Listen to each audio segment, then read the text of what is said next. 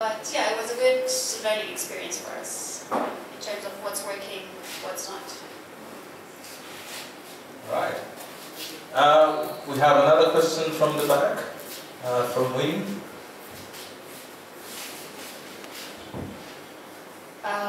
So my question is for Naga. Being an account manager for Dentsu, most of the time we get briefs from clients and we see how much our creative people and our strategists put so much work and in times choose influencers to do the job for the client. And because we put so much belief and we have a big strategy behind why we're selecting these people.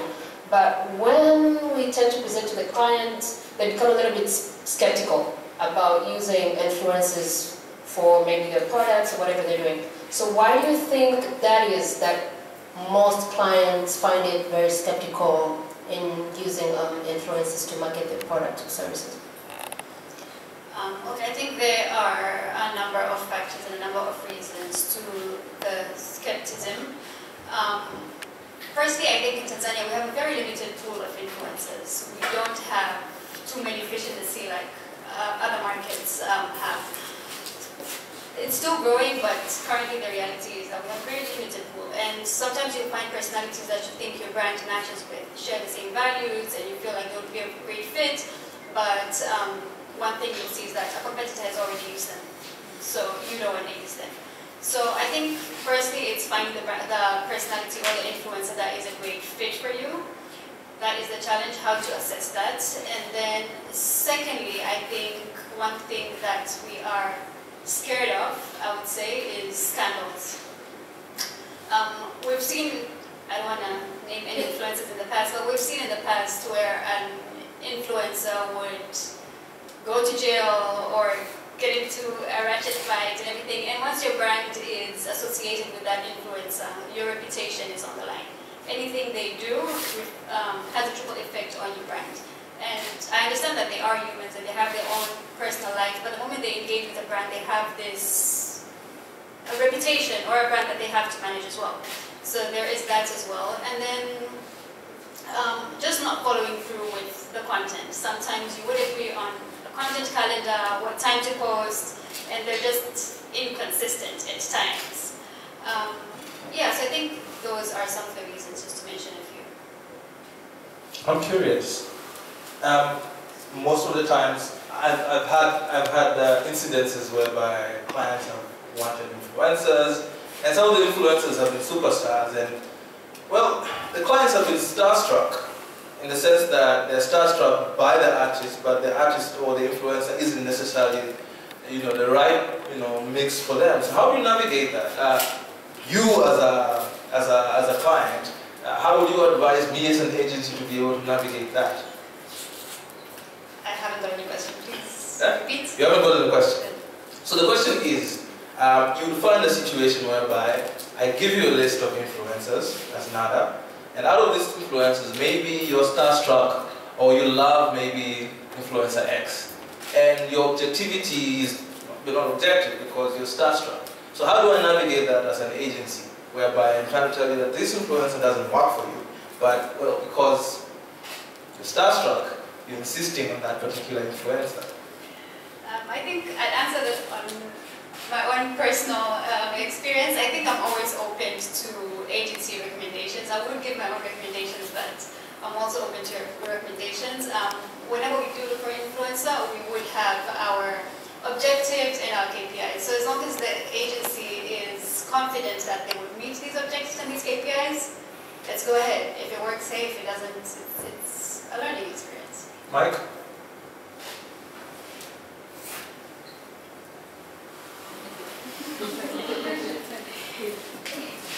Well, I think it's difficult. I think at some time I've been to a meeting where the client actually starts out with the superstar and it's just saying yes, yes, yes, yes. Yeah. And there's nothing that you can do about it. 3 months down the line, it's like, no, I said this, it's not working. Yeah. So it's difficult. It's difficult when the client is the last guy that makes decisions. But then again,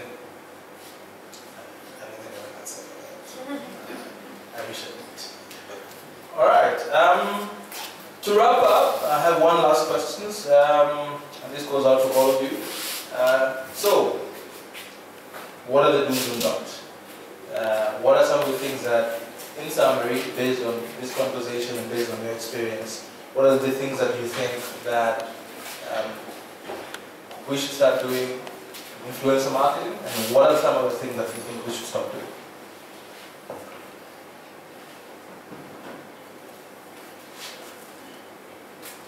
One thing is, we forget the bigger picture. We forget that this could actually mean something in your life in the next 10 years. I also like to this story. So I knew also 7 years ago. So I did a photo shoot for my son. First of all, it's a pregnancy shot. Then there's like 10 days shot. Then there's like 1 year shot. There's all this shenanigans.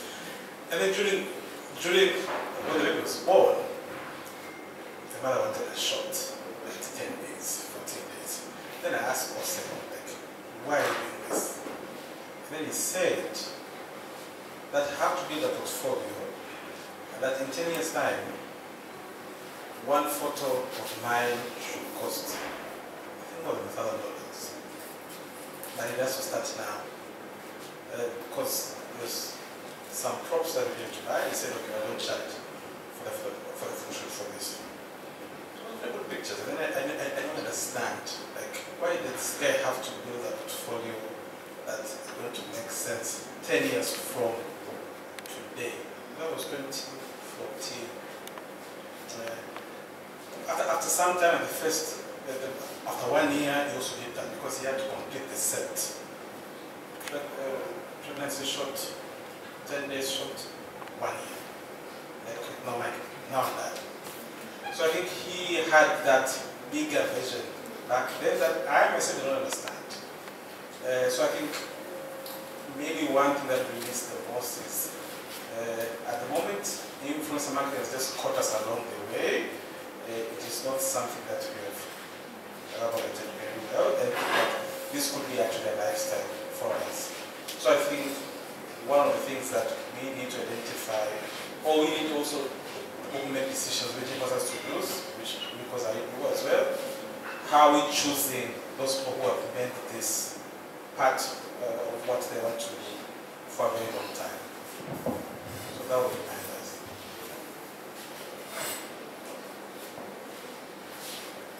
I need clarity, Edward. Is the question based from an influencer perspective or from a corporate perspective? Give your perspective from a corporate perspective, and Nikki will give from an influencer perspective. Okay. I think from a corporate perspective is to find the right match for your brand. Not everyone would have the same personality or the same tone as your brand. And not just because they have a big following, they have great engagement, they would be impactful and directly resonate with your audience. So I think from a corporate perspective, it's finding the right match. How to do that, I have no idea. We'll figure it out as you go. The don'ts, I don't know, I have to think about that. You come back to me. All right. Right. As for me, from the influencer perspective, I would say that I would want brands to do more of like encouraging micro-influencers to work with them. Because as far as I'm concerned, in most cases in the country, they usually go for celebrities, like big celebrities, and like I think Mike said earlier, you find that, was it Mike? I don't remember, but like you find that maybe a brand uses a big celebrity, and that celebrity just posts a picture with the caption that they're given. They don't put, or they don't invest enough energy to like make the brand grow.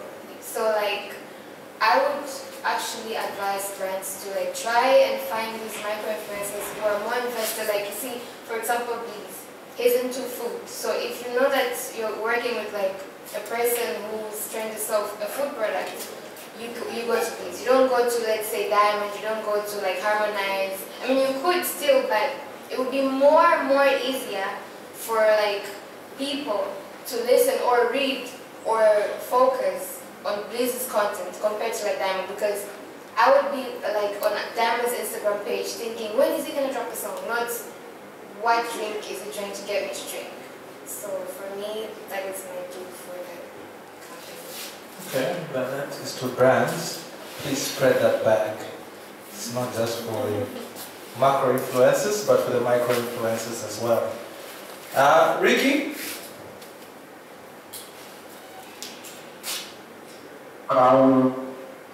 Personally, I would say because I've been lucky to be an influencer at one point, working to be. And the whole appeal and doing these questions about data, even how more, in fact, the key thing that I've learned is more outbound than westbound. What I mean with that is that for people in Tanzania, the relationship between the meetings and the client was really mostly inbound, with receiving a lot of information from the client, a lot of requests, a lot of briefs, but less so you communicate with them. So one of the things that I've come to learn to do differently is, even when there is no campaign happening, even though we're not engaging a certain influencer at a certain time, having a ear on the ground, track what's happening in other brands, track what's happening in the social space, upload these retweets or upload these numbers for every category or every type of influencer, is it macro, micro, food, sports, and then always communicate that the important brief or the monthly brief with your clients, even though they do not have campaigns. So 2-3 months down the line, when they do have a campaign and they say, okay, we're looking for an influencer for a certain category or for a certain demographic, you already have this information on deck, and they've already seen this information on deck. So it's easier to convince them that, hey, I've been following up on this influencer, and this influencer actually works to set up your brand or for your product, as compared to the influencer that just starts from one, or the influencer that you've heard about and you like or not. So that's what we do. So one of the things that I've come to learn is that being able to monitor, track, and evaluate how influencers are doing, or how campaign performers are doing at the worst or competitors, even though you're not trying anything, and communicating and actively communicating it to the client even before they launch campaigns, usually really helps in preparation for the campaign. So it becomes more like you communicate to the client rather than just wait for the client to come to you and say, I want X influencers, and then you start running to your media buyer, or you start running to your friends and start looking influencers. That becomes a very ad hoc-ish solution instead of having an always on approach. Awesome. Nico, our speaker, any closing words before we wrap up? Thank you so much. I popped a note there in the chat group, but perhaps for our visitors in person there, just panelists, guests, everyone, absolutely incredible input that you're all giving. And when somebody raised the question of both corporate and influencers, I just felt maybe I should drop a mention there, because this is actually something that Meltwater does from both sides. So if you're an influencer and you're looking to increase your sort of data-driven selling capability, you should check us out, because you can actually register on Clear as an influencer and get some detail about your audience. And it's called clear.com. And then but my email's in the chat, so anyone can ask me about it there. But then from a corporate perspective, the Dentsu team works really well with this already. And what was being said now about measuring, reporting, finding, identifying, all of that sits in our software. And with the skills and capabilities of the Dentsu team as well. So apologies for the intrusion there. Thank you for asking the question. I thought if anyone's interested, I'd add that that closing remark. Okay, awesome. And with that, I would like to thank our speaker. I would like to thank our panelists for taking time to be here. This was the first day of the dawn of data-driven marketing, where we look at how data drives brand building, media, digital, and creative communication. Today, we started with influencer marketing, and tomorrow, we're going to have more amazing speakers. The event tomorrow is going to start from 9 to 11, whereby we will start by looking at how you can use data and digital to drive acquisition, because it's the question right now that a lot of marketers have been asked. Yes, you're spending this money, but are we really getting clients out of the money that you spend? So our first speaker tomorrow is going to touch on that. And then as you're going into next year, you obviously have media budgets that you're going to be spending.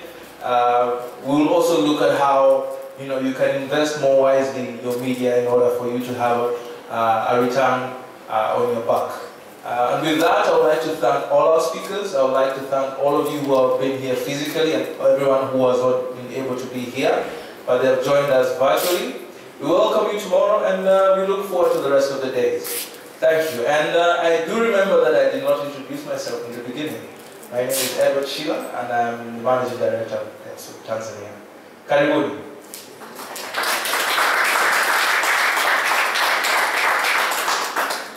So I believe they are